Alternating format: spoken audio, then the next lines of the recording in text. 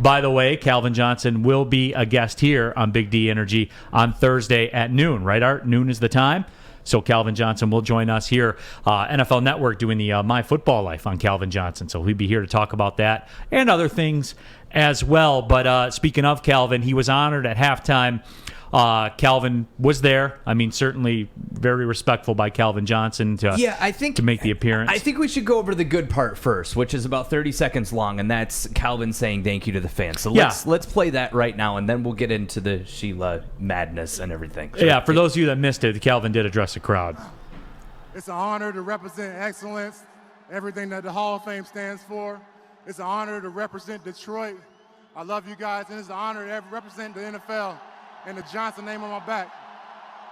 I love you guys. I love the energy that y'all brought every Sunday.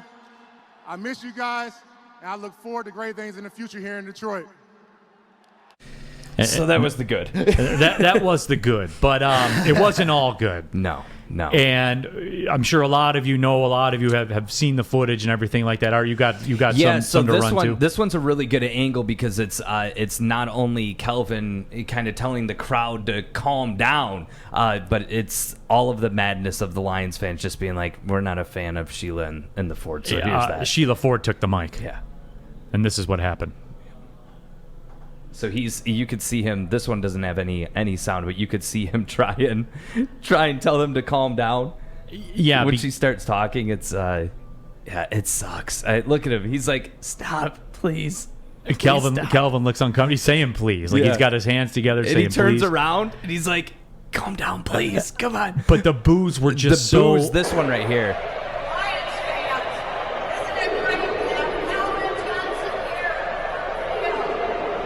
I mean, just listen to those boos, man. Listen to that. And Terry, that's that was uncomfortable to but hear. that's a bellowing bottom pit of your soul cry. Right? Over years and years, that bellow, that howl that we've all had, that unstopped. That's a collective Lions fan together over years. That isn't just one thing, anything. That's for every, and unfortunately, that's mostly for her dad, I would think. You know what I'm saying? But it is what it is, and it's reality. So I mean, do better. That's all. Yeah, I think those boos are for the dad and the mom, but Sheila just happened. She was a victim of circumstances. But she could have fixed it right there. I don't care. But I think she is trying to break the Lions mold. Now, she hasn't done it yet, so that's why the boos are. But in a way, I'm glad people booed. Yeah. The Ford family needs to hear this, that people are not happy. I know they know it, but when you actually out there and they're booing your ass, you hear it. Well, you got to answer nationally, too, because here's the thing. All those boos went across the world, and I don't care if you're in your hidden upstairs in your suite or whatever else, that you're going to hear about this. Hey, what was that all about? And whatever your perception of reality is, well, reality hit you right in the face. Here's the thing, though. If you're Calvin Johnson, you are the most humble person ever. Because I got to be honest. I thought about this over the weekend, and I was like, if my company shafted me on a big portion of my check and then invited me back to lunch so they could tell me how great I am, I would flip them off and say I'm not going. So you have to give Calvin credit for that. Well, Calvin wanted to do it for the fans. You could tell he was there for the fans. But fan or not, at the end of the day, I'm a person, and you screwed me over as a person. But it's not about them. Pipe bombed it. Yeah, well, that would have been a CM Pump pipe bomb Calvin moment there. Yeah. For Calvin, it wasn't about ownership. It was about those fans. And I get that, but there's a certain part of you to where I give Calvin the respect because I couldn't put my pride aside. I would have said something. I would have said at the end, I would have been like, oh, yeah, and about that $1.6 million, I would have dropped the mic. I give him all the credit in the world for being a bigger man than I am. Well, you're petty. Yeah, absolutely. Yeah. But I would be like, that's a lot of money. You paid to boo. So, I mean, you're actually, at the end of the day, I mean, you're not I know really... Calvin's upset about the $1.6 million, but I think he did this because... Hey, they paid me $180 million over my career, so be quiet. But to me, it's principle. It's principle, though. At the end of the day, it's principle, and the man deserves to be upset, and he is. I mean, people say, "Oh, well, he's just got to stop talking about it." Here's the truth: he doesn't talk about it. People bring it up in interviews. Like the whole narrative of that, he's standing at the corner of his house and just like, pay me. Yeah. He's not doing that. People bring it up in the interviews. Like, I don't get it. And it's funny to me, and Terry, I'm curious to get your take on it. I think I know which way you'll go. I have a couple of my friends. My one buddy's a diehard fan.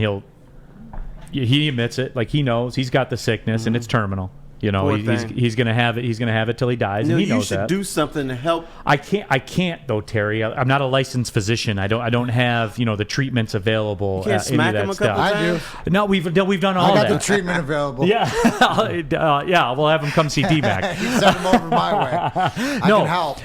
But Terry, even he, who hates the ownership group with a passion, as a lot of you do, as I go up and down this chat thread right now, even he said, you know what? As much as my feelings about this ownership group is what it is, he said that wasn't the time for that. And you know what, Terry? Me, who thinks art is very petty, who would do something like that, I supported the fans. They never come out. They never talk to anybody or anything like that. This was those fans' only opportunity to voice how they feel. And they took it, damn it. They took it. Right. And the other thing is, it's sort of a protest by booing the Fords. Protest is never supposed to be comfortable. It's supposed to be uncomfortable for you to get your point across. These fans are not going to run into Sheila Ford Hamp and say, you know what, this team sucks. I'm upset with things. That was your opportunity. Let them know, because there's a lot of things the Ford family does not know about running an NFL team. It's a lot of things they don't know about dealing with professional athletes or coaches or putting together an organization. Now, I think the wrong person got the boos. That should have been for mom and dad. But you know what? She's representing the family, and I'm glad they let the family know that what you have done in Detroit is not acceptable. Yeah, and I'm with you, because what other outlet do they have? And you could feel it, Terry, that they picked off, they picked up on that energy too. Like, it felt good for them to get that release. Oh yeah. Because as D-Mac said, that was a deep in the soul booing. Like that was something where, you have this that problem. Had that bellowing wolf. Yeah.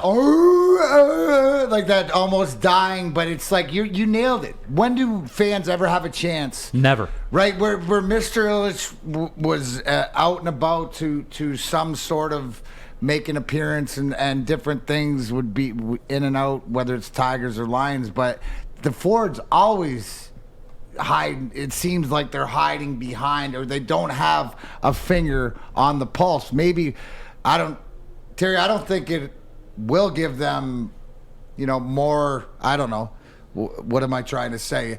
That it's they're going to come to grips with reality things a little bit more, but maybe it will open up to, because I look at it like Sheila walks out of there going, oh, they're upset. Finally, like, that's the thing, like, oh, Ron, the fans are a little bit upset. Why were they like that? Like, to me, does it not, anybody, like a little bit of... No, that's not upset. That's being pissed.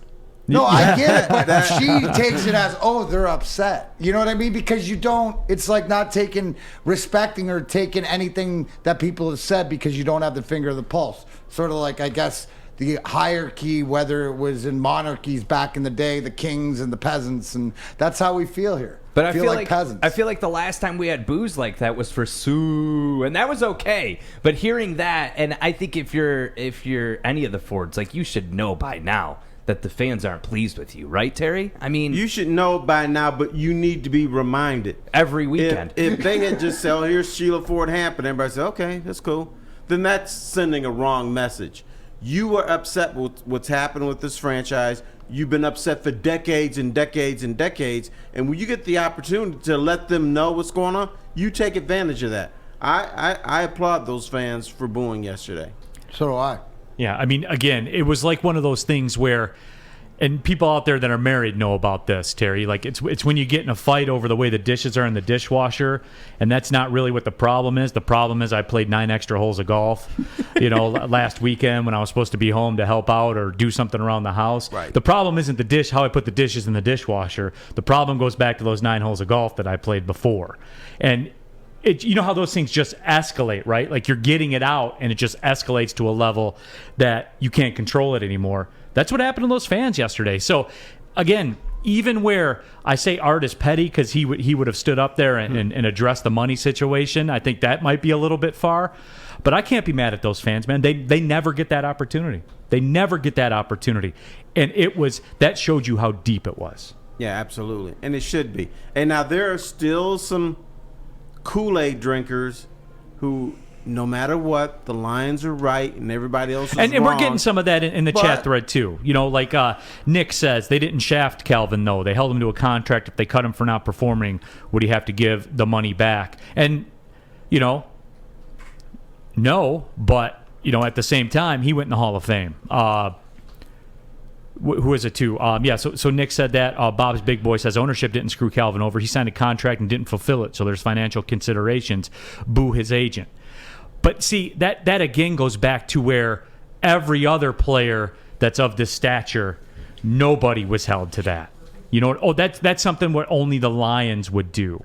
Right, because other franchises, and Marshawn Lynch with Seattle, and I'm going blank, but other people have not fulfilled their contract and got to keep their signing bonus. Andrew Luck for the Colts, like $28 million. You keep hearing it over and over and over with other franchises. We just let them keep their money. The only spot you don't hear that is the Detroit Lions, who just so happen to have never been to a Super Bowl, who just so happen to be one of the worst franchises in the history of sports.